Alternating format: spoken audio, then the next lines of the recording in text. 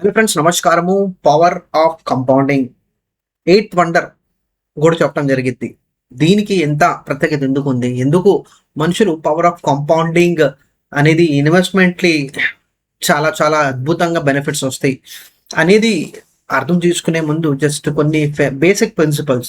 So finance గురించి ఎప్పుడైనా మనం మాట్లాడుకుంటే ఒక బేసిక్ ప్రిన్సిపల్స్ ఫాలో అవ్వాలి. ఆ ప్రిన్సిపల్ ఫాలో అవుతేనే ఆ బెనిఫిట్స్ అనేది మనకి కనిపిస్తాయి.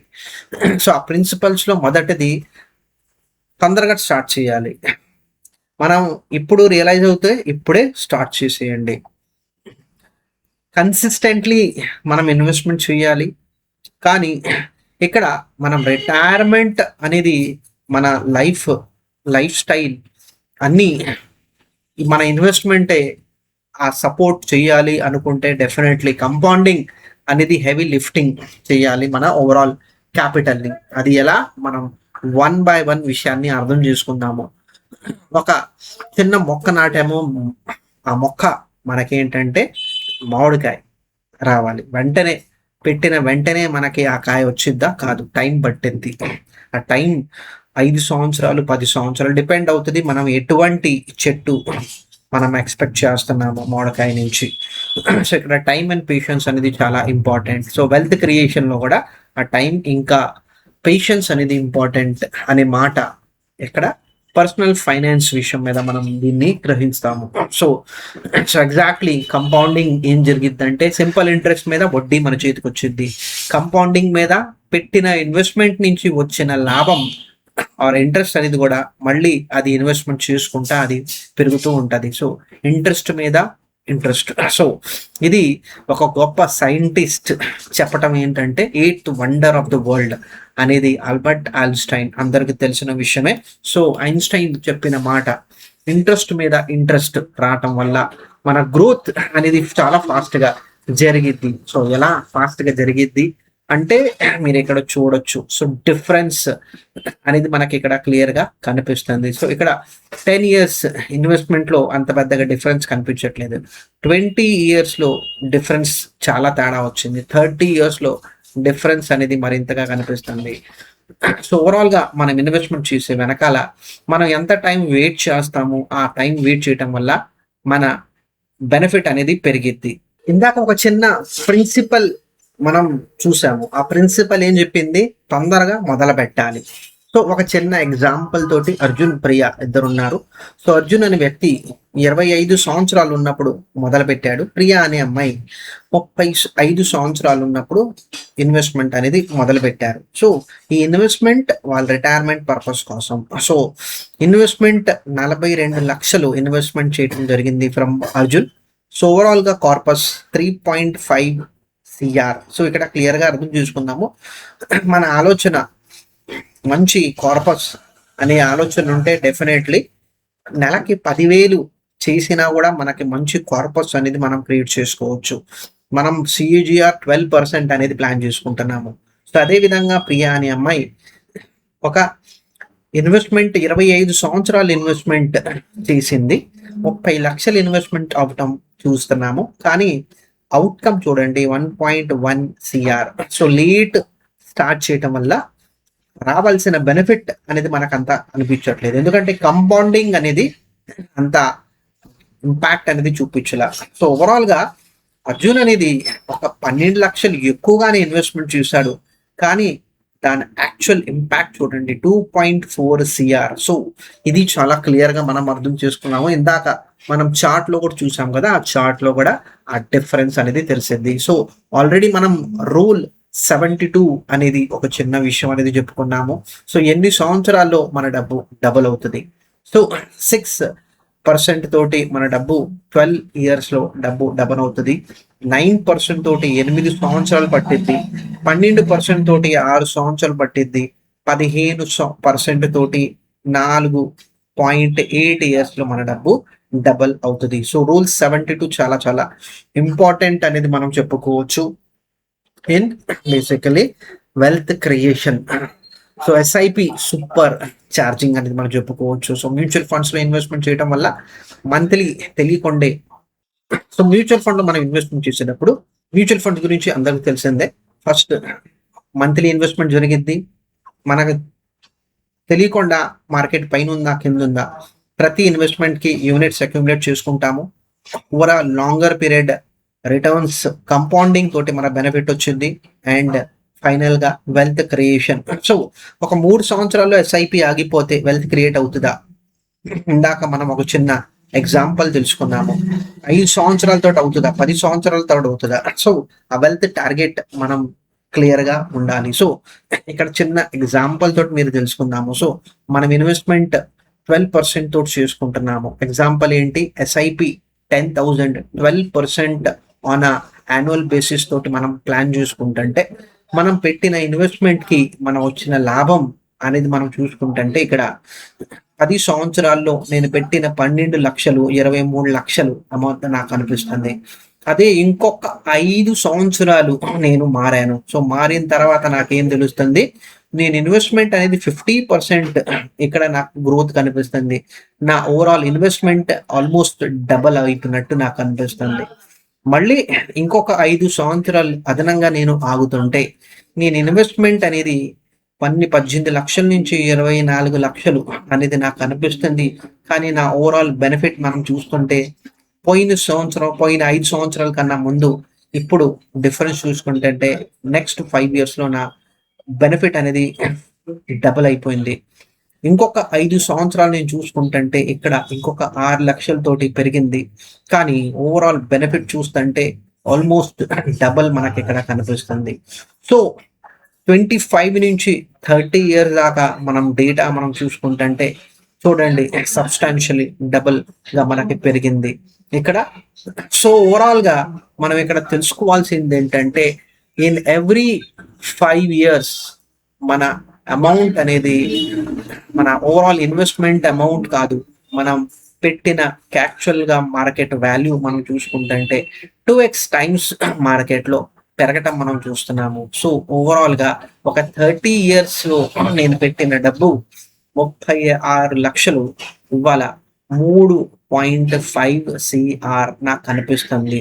10x గ్రోత్ మనకు కనిపిస్తుంది. So substantial growth over a period of time మనకి తెలుస్తుంది. సో ఇక్కడ మనం చూస్తున్నాము 20 ఇయర్స్ నుంచి 30 ఇయర్స్లో ఎంత ప్రొజెక్షన్ అనేది మనకు తెలుస్తుంది. ఇది చాలా చాలా ఇంపార్టెంట్, మనం అర్థం చేసుకోవాలి. మన పెట్టుబడి యాక్చువల్గా బెనిఫిట్ ఎంత కాలంలో మనకి యాక్చువల్గా కంపౌండింగ్ వచ్చింది.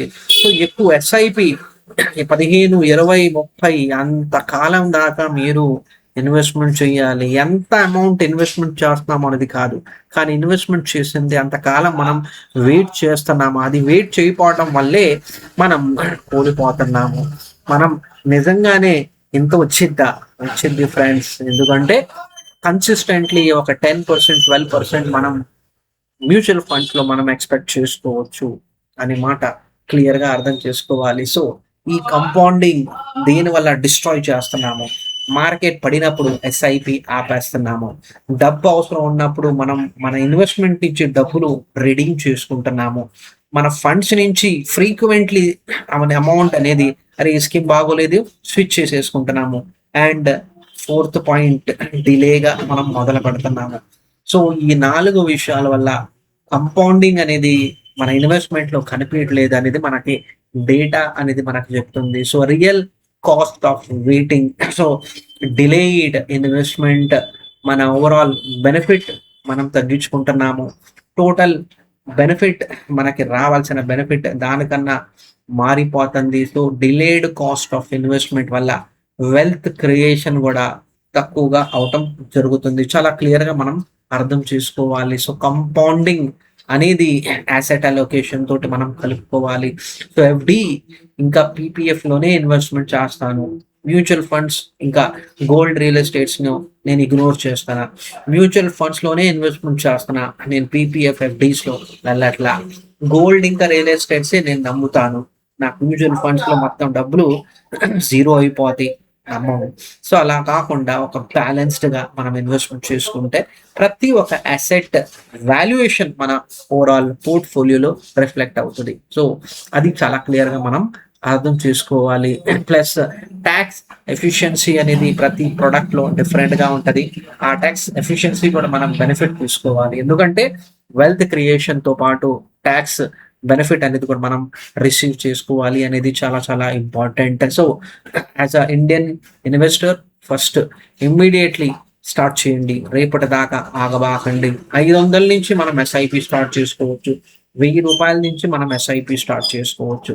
రెండో పాయింట్, ఆటోమేటిక్లీ శాలరీ ఏ విధంగా వస్తుంది, ఈఎంఐ ఏ విధంగా కట్ అవుతుంది, అదే విధంగా మీరు ఎస్ఐపి కూడా మీ ఇన్వెస్ట్మెంట్ నుంచి ఇన్వెస్ట్మెంట్ కోసం వెళ్ళిపోవాలి. ప్లస్ యాన్యువల్గా ఎస్ఐపి పెరిగేలాగా మీరు ప్లాన్ చేసుకోవాలి. సో ఇంక్రీజింగ్ స్టెప్అప్ ఎస్ఐపి అంటాము. ఈ సంవత్సరం మనం 10,000 తోటి మనం మొదలు పెడుతున్నాము. నెక్స్ట్ ఇయర్ ఆటోమేటిక్లీ అదే ఎస్ఐపి 11,000 తోటి కంటిన్యూ అవ్వాలి. రెండో సంవత్సరం కంప్లీట్ అయిన తర్వాత 12,000 అవ్వాలి, మళ్ళీ 13,000 అవ్వాలి. సో అలా స్టెప్ అప్ ప్రతి సంవత్సరం 10% తోటి పెరగాలి. ప్లస్ ఎస్ఐపి చైన్ బ్రేక్ అవ్వకుండా మీరు చూడాలి. మార్కెట్ తగ్గిపోతుంది, నా ఓవరాల్ పోర్ట్ఫోలియో వాల్యూ తగ్గిపోతుంది అన్న దానికి ఎస్ఐపి ఆపకుండా మనం మన లాంగ్ టర్మ్ ఇన్వెస్ట్మెంట్ జర్నీ అనేది కంటిన్యూ చేయాలి. సో డెఫినెట్లీ రివ్యూ అనేది ప్రతి రోజు కాదు, ప్రతి సంవత్సరం ఒకసారి, 2 సంవత్సరాలకు ఒకసారి అనేది రివ్యూ చేసుకొని ఆ ఎన్ఏవి ఎందుకు తగ్గుతుంది, దాని వెనకాల స్పష్టంగా కారణం అనేది తెలుసుకొని మనం ప్రొసీడ్ అవుతే బెటర్గా ఉంటుంది. సో కంపౌండింగ్ అనేది ఎంత అద్భుతంగా జరిగిద్ది విత్ స్టెప్అప్ ఎస్ఐపి. ఇందాక మనం చెప్పుకున్నాం కదా, ఇది నార్మల్ ఎస్ఐపి. స్టెప్అప్ ఎస్ఐపి అదే టైం ఫ్రేమ్లో ఆల్మోస్ట్ డబల్ అనేది జరుగుతుంది. చూడండి, సో క్లియర్గా మనకి ఇక్కడ అర్థమవుతుంది. మనం 10,000 తోటి మనం మొదలు పెట్టిన 30 సంవత్సరాల తర్వాత మనకి ఆల్మోస్ట్ 8.5 CR దాకా మనం వెల్త్ క్రియేట్ చేసుకుంటున్నాము. నార్మల్ ఎస్ఐపి 3.2 దాకా ఆగిపోతుంది. అదే మనం స్టెప్అప్ ఎస్ఐపి తోటి 8.5 CR దాకా మనం వెళ్తున్నాము. సో మల్టిప్లయింగ్ ఎఫెక్ట్ అనేది ఉంటుంది. సో ఇది క్లియర్గా అర్థం చేసుకోవాలి. మనం ఇవాళ 10,000 తోటి స్టార్ట్ చేసుకున్నా కూడా టైం పెరిగే కొంది బై ద టైం మనం రిటైర్మెంట్ అయినప్పుడు మన ఇంపాక్ట్ అనేది మన ఓవరాల్ పోర్ట్ఫోలియోలో స్టెప్అప్ ఎస్ఐపి ఎంత దూరం తీసుకెళ్ళిద్ది ఆ నంబర్ మనకు క్లియర్గా ఇక్కడ కనిపిస్తుంది ఫ్రెండ్స్. డెఫినెట్లీ విజన్ ఉండాలి. సో ఒక యాక్షన్ ప్లాన్ వెనకాల ఒక క్లియర్ విజన్ ఉండాలి. ఎంత కోరికతోటి ఉన్నా కూడా దానికి ఇంప్లిమెంటేషన్ అవ్వనప్పుడు ప్రాబ్లం అనేది సాల్వ్ అవ్వవు. సో డెఫినెట్లీ ఫస్ట్ స్టెప్ ఈ వారమే కొత్త మ్యూచువల్ ఫండ్ స్టార్ట్ చేయండి మీ ఇన్వెస్ట్మెంట్ కోసం. నెక్స్ట్ వచ్చే నెల దాకా ఆగబాకండి. ప్రతి ఇన్వెస్ట్మెంట్లో అనేది స్టెప్అప్ ఎస్ఐపి ప్రతి సంవత్సరం అనేది ఒక టైంకి 10% ఎస్ఐపి పెరగాలి ఆటోమేటిక్లీ. అండ్ ఈ చైన్ బ్రేక్ అవ్వకుండా, ఆ టార్గెట్ రీచ్ అవ్వకుండా మనం ఇన్వెస్ట్మెంట్ అనేది బ్రేక్ చేయొద్దు. సో డెఫినెట్లీ బెస్ట్ ఇన్వెస్ట్మెంట్ మనం ఏదైనా దాంట్లో మనం చేసినా అది లాస్ట్ దాకా కంటిన్యూ చేయాలి. సో మొక్క నాటిన తర్వాత కాయలు తినిన దాకా మనం ఆగకూడదు. డెఫినెట్లీ ఆగాలి.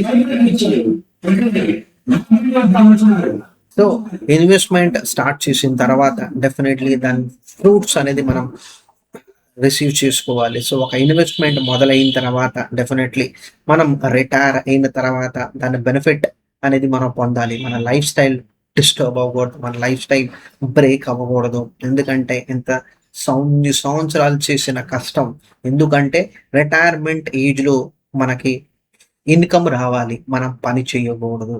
సో పని చేసినా కూడా మన ఇంట్రెస్ట్ తోటి, హాబీ తోటి పని చేయాలి.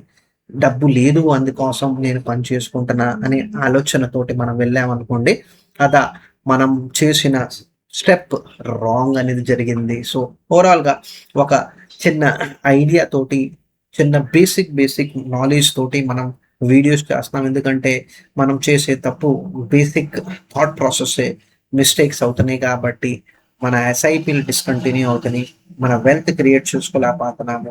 ఈ ప్రోడక్ట్ మీద నమ్మకం లేదు అనే ఆలోచనతో కూడా చాలా మంది ముందుకు వస్తున్నారు. సో డెఫినెట్లీ కొన్ని విషయాలు క్లారిఫికేషన్ కోసం మనం చిన్న కాన్సెప్ట్స్ తోటి వీడియోస్ చేస్తున్నాం friends. Thank you very much.